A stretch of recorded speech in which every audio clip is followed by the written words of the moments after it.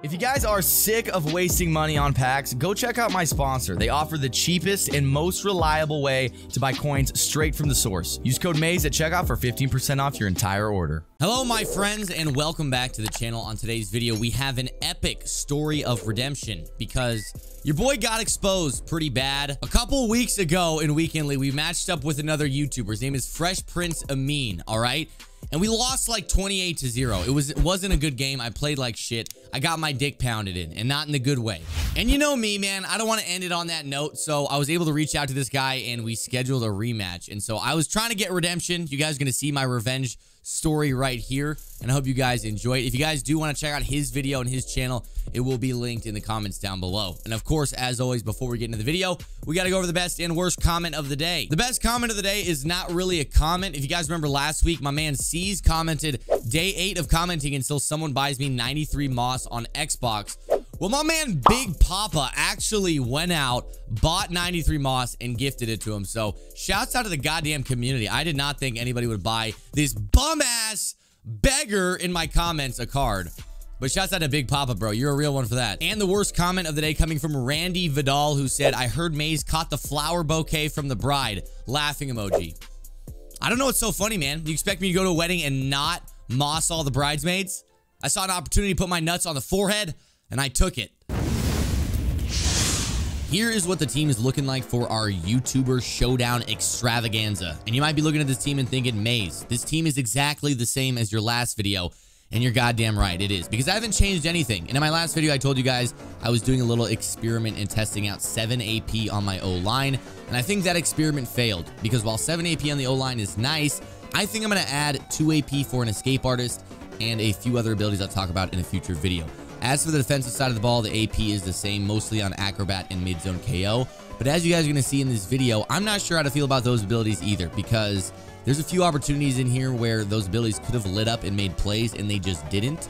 And that's just an ongoing theme with those abilities this year, that it's very inconsistent. And I don't know if it got patched or if maybe I just got unlucky this game. But getting into the actual gameplay, you see Cordero Patterson is gaping us early. 2 rushes, gets about 65 yards. Now he's inside the 15-yard line. And a little dot from Joshy Allen to TJ Who's Your Mama. And he's in the end zone easily. So the first drive ends just as pitifully as it started. And now there's a little bit of pressure on our offense to go down and get 7 ourselves. So we start with the dot to Darren Waller. He gets to midfield by air trucking his way down there. Then we hit our trusty running back wheel to Cordero Patterson, who gets another big chunky yardage, now at the 33-yard line.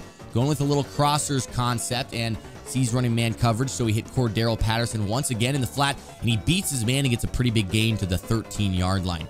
Now inside the 15, this is where things get tough to score, but our man Cordero Patterson comes in with another clutch catch, and then from the 1, guess who's pounding it in?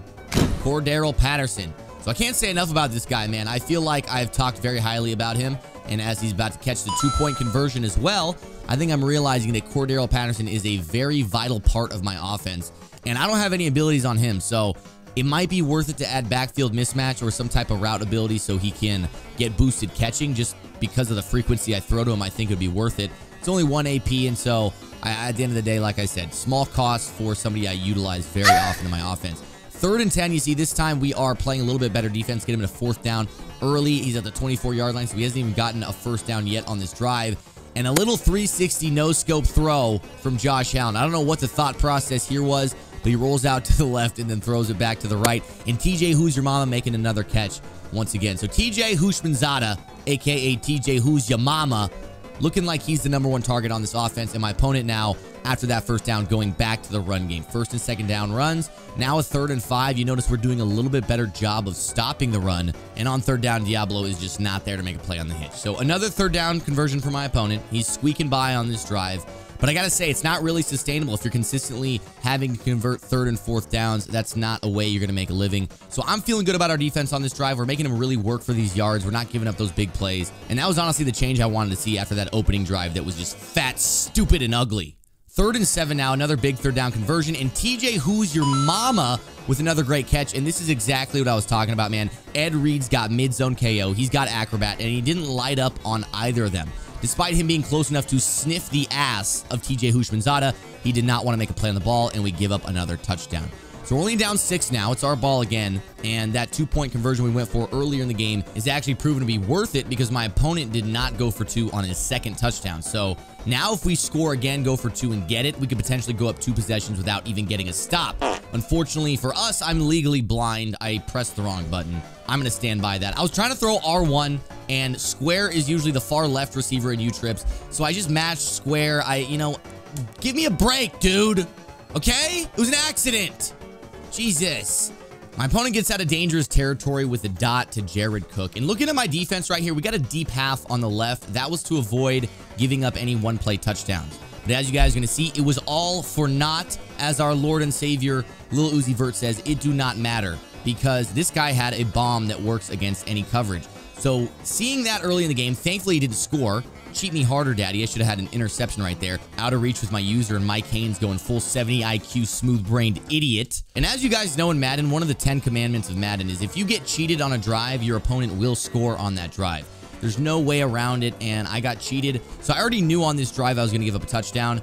And on 3rd and 4, looks like that touchdown is coming right here. TJ Who's Your Mama just puts his nuts on my face. And that was a double cheat because we had 2 guys coming on Josh Allen, similar to my ex-wife Sharon, and then TJ Houshmandzadeh just going up and turning into Randy Moss. So I wasn't super happy about that, but at least we have a little bit of time on the clock right here. We got 17 seconds.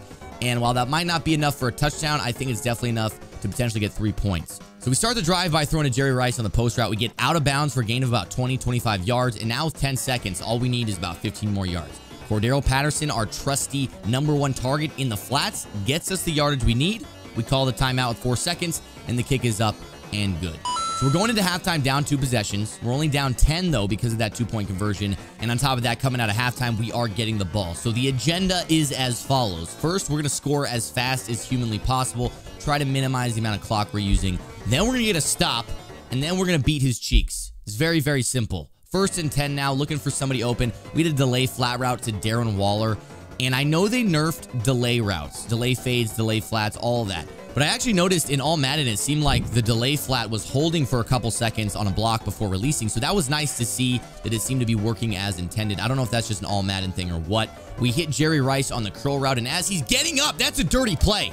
Ref, what are you looking at? Cam Chancellor tackling Jerry Rice. That's just a dirty play, and, I don't respect that out of Cam Chancellor. 1st and 10 here. We put him in a blender. Tight end whip route, smart routed to the goal line, and a beautiful touchdown, and we scored just as planned. Now a 3rd and 12. We're looking to get a stop to erase this lead completely, and I don't know what Mike Haynes is doing. He's in a blue flat on the outside. He runs inside and lets the corner run right by him. Like I said, smooth brain, 70 IQ.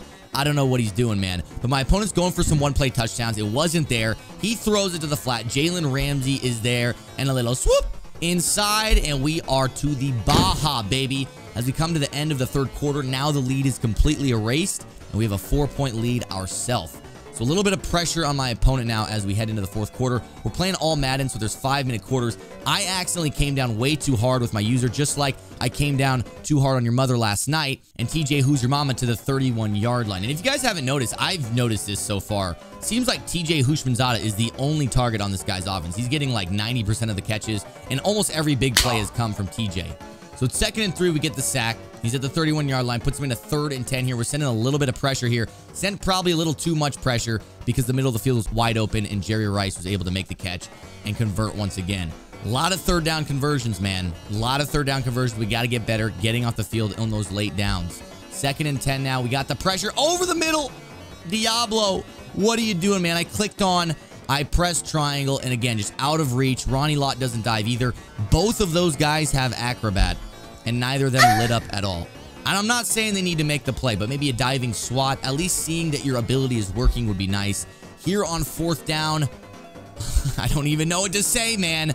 Mike Haynes has got to go. I am in the process of getting rid of him. There's a few new corners that have been released with the Ultimate Harvest promo, and Mike Haynes is just gone. He's fired forever. And so with that touchdown, my opponent takes a 3-point lead. He's got the lead once again. There's 1:50 on the clock, and it's our ball with 3 timeouts. My goal here on this drive, chew off as much clock as possible, hopefully get 7 points. But if we only get 3, at least we'll send it to overtime. And I feel good about the way my offense and defense have been playing. So I'm not afraid of overtime. I am not afraid to take a stand. Everybody, come take my hand. I think that was Eminem who said that. 2nd and 19 here, only 15 seconds on the clock. I did not do a great job of managing the clock, to be honest. Still got 2 timeouts, but only 10 seconds. So 3rd and 19 here, we need 8 yards at a minimum. And if we don't get 8 yards, we probably don't get a field goal here. Thankfully, Darren Waller beats his man. We get the 8 yards. We call a timeout with 3 seconds left, and we kick our ice field goal. It is up, it is accurate, and it is good. And I gotta say, I had 1 timeout remaining with, 0 seconds on the clock. I could have managed that clock better, for sure. As you see in overtime, we received the kickoff. I was very happy about that. And like I said, I feel good about the way our offense is playing. I feel good about our ability to go down and get 7 here. 2nd and 10, we find Cordero Patterson, and he, on an out route, gets about 35 yards. That was a sneaky 35 because it seemed like a check down, but he ended up getting a huge chunk of yardage. 2nd and 10, we hit another hitch route, and we get about 15. So these short little throws we're doing are actually proving to come up big with their yards after the catch. And just like that, we're at the 32-yard line. Here, 1st and 10, check it down to the flat. That's Devin Hester going to get about 10. And now we are in the red zone. We're at the 22-yard line. We're checking his abilities because we're about to run the ball. 3rd and inches. We run a power. We find a hole, and our main man, Cordero, gets into the end zone in overtime, and that is the victory.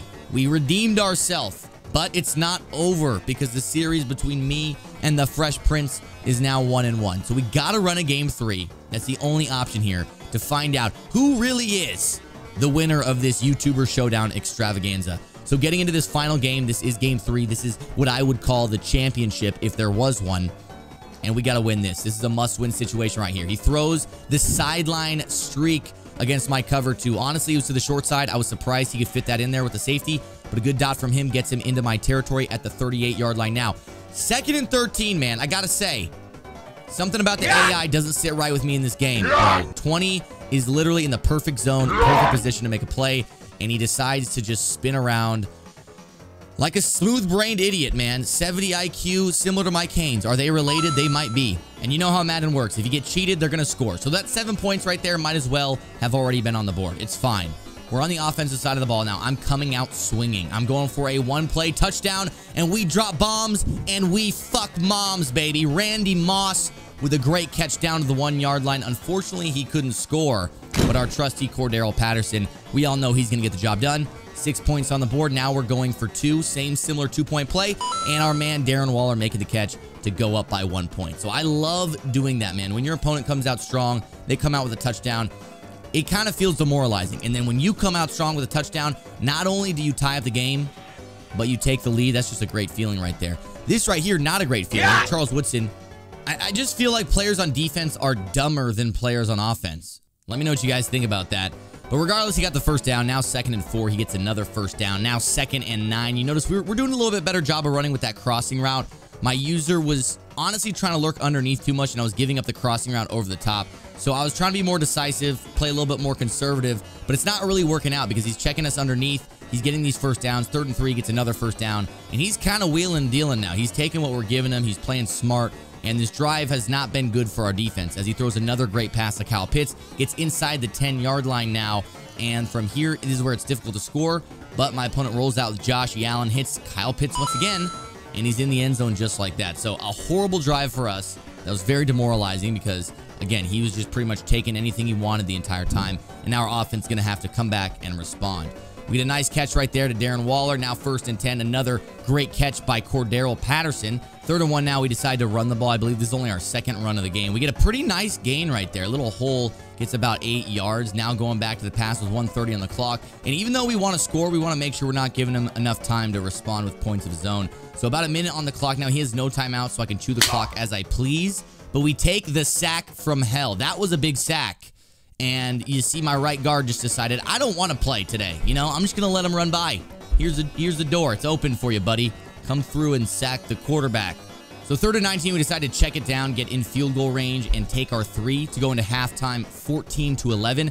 And at the end of half right there, it'd be very easy on 3rd and 19 to shoot for the stars, go for the first down, try to get a touchdown, but that's really not smart because walking away with 3 points right there is much, much more valuable than just going for gold. You're probably not going to get a touchdown, so the risk reward isn't really there to risk not getting any points and really shoot for the stars. I was trying to play conservative. Like I said, I know how my team's been playing. I know my offense and defense are looking solid. We see Darren Waller in the end zone, and he goes for the ballerina one-handed catch, buddy. Hey, what are you doing?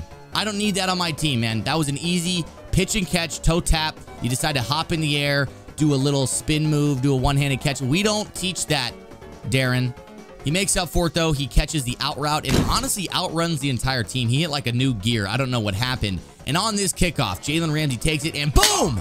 We cleaned his clock, baby. 1-800-CLOCK Cleaners. You call us, we clean your clock. Diablo taking it back for a touchdown.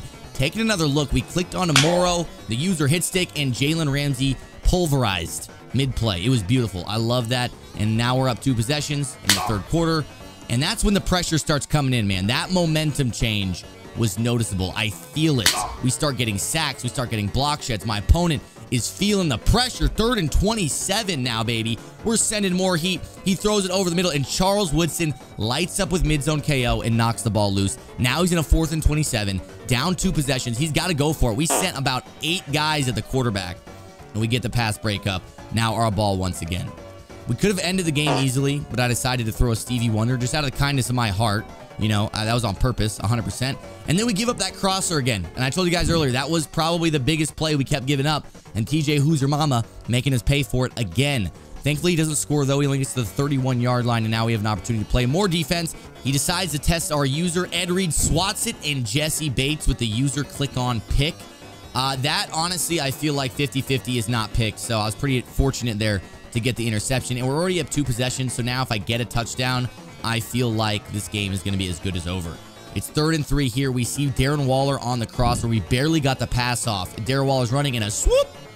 And just like that, we get that touchdown, 66 yards for the tight end. That's Darren Waller's 2nd on the day. Now with an 18-point lead, we're kind of just, I mean, this game's pretty much as good as over. He throws crossbody up. We batted away, almost intercepted.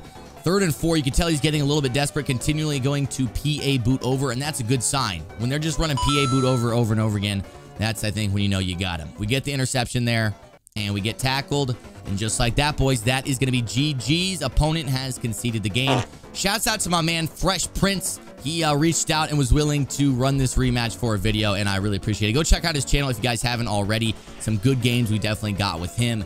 And if you guys like this video as well, leave a like down below. Don't forget to subscribe to the channel if you're new. I'll be seeing you guys very, very soon.